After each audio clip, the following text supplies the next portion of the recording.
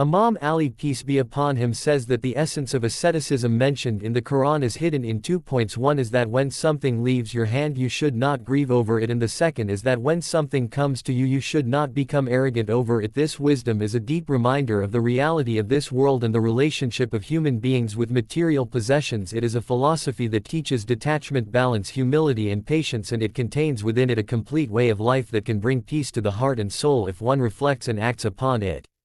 The first part of the saying emphasizes that when something slips away from your hand, whether it is wealth, status, opportunities or even relationships, you should not fall into regret or despair. Human beings naturally tend to cling to what they have acquired, and when they lose it their hearts fill with sadness. They keep revisiting the past, wishing they could change it. They blame themselves and others and sometimes lose their inner peace. But Imam Ali peace be upon him teaches us that this kind of attachment leads only to suffering, because everything in this world is temporary. Wealth comes and goes, health rises and falls, people enter our lives and leave, opportunities appear and disappear, nothing remains forever. So to tie our happiness to things that are impermanent is to tie ourselves to endless sorrow. Instead he calls us to accept loss with patience, to acknowledge that what leaves us was never truly ours to begin with. It was a trust from Allah and it was returned at its appointed time. The second part of the saying is equally profound. It is natural that when blessings enter our lives we feel happy, but often this happiness turns into pride, arrogance, and a false sense of superiority over others. Wealth, beauty, power, knowledge, or influence make people believe they are greater than others. They forget that these blessings are tests and temporary gifts from Allah. Pride blinds the heart and creates distance from others. It creates envy, jealousy, and injustice in society. But Imam Ali peace be upon him warns us not to be deceived. When something enters our hand he tells us to remain humble, to see it as a responsibility rather than an achievement of our own, so that we do not become proud or forgetful of our Creator.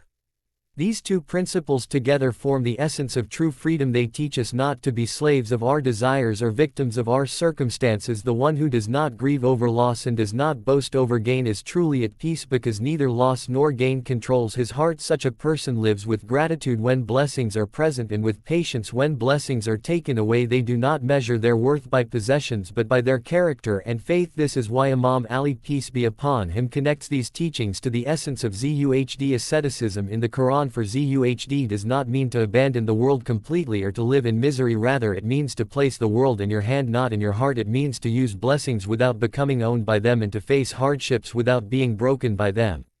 If we look around at society today, we can see how people suffer because they ignore this wisdom. When they lose money or status, they feel destroyed. When they face failure, they give up hope. When they lose loved ones, they cannot bear the grief. On the other hand, when they gain wealth or success, they look down upon others. They grow arrogant, they forget to share, and they think they are untouchable. But history has shown us again and again that fortunes change in the blink of an eye. Rulers who thought they were eternal lost their thrones. Rich merchants became beggars and the mighty became weak. The Quran repeatedly reminds us that this world is a passing amusement, a temporary decoration, and a test to see who will remain righteous.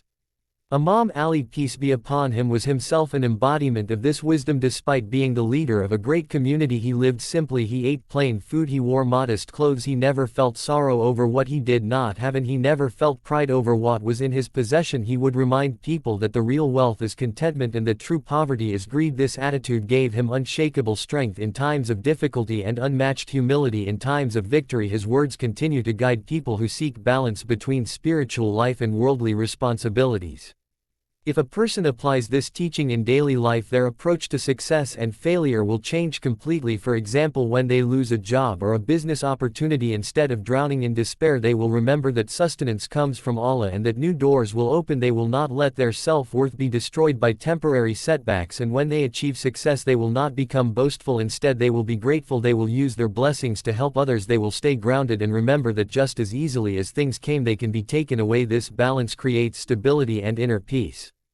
This teaching also has great importance for mental health. In today's world, millions suffer from anxiety and depression due to loss, failure, or comparison with others. Many feel worthless when they lose something, and others feel empty even after gaining what they wanted, because pride and greed never end. But Imam Ali peace be upon him gives us a simple formula for happiness: detach yourself from sorrow over what is gone and from pride over what has come. This does not mean not to feel any emotions, but it means not to let emotions control your life. It means recognizing that everything is temporary and that true value lies in faith, good character, and deeds.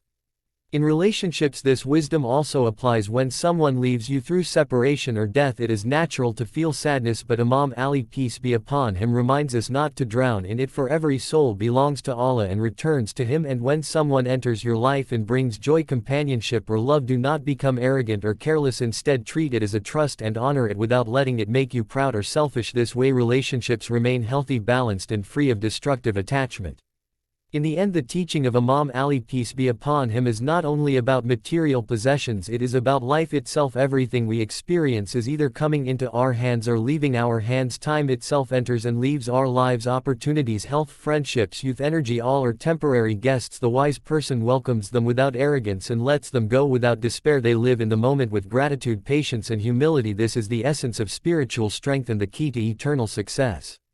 Therefore, the saying that whatever leaves your hand, do not regret it, and whatever comes into your hand, do not become arrogant over it, is a complete guide to living in peace. It is a cure for grief and a shield against pride. It is a path that makes one independent of the world and dependent only on Allah. It is a wisdom that transforms life from constant ups and downs into a steady journey of faith and contentment. Imam Ali, peace be upon him, through this short yet profound statement, gives us a lifelong principle that, if followed, can change the way we see the world and the way we live within it. When loss does not break you and gain does not blind you, you have achieved true balance, and that is the real victory of a believer. This script in English extends over the message for 2,000 words by deep reflection, elaboration and explanation, so that the reader can fully absorb the wisdom of this golden saying of Imam Ali, peace be upon him, and apply it in their lives with understanding and sincerity.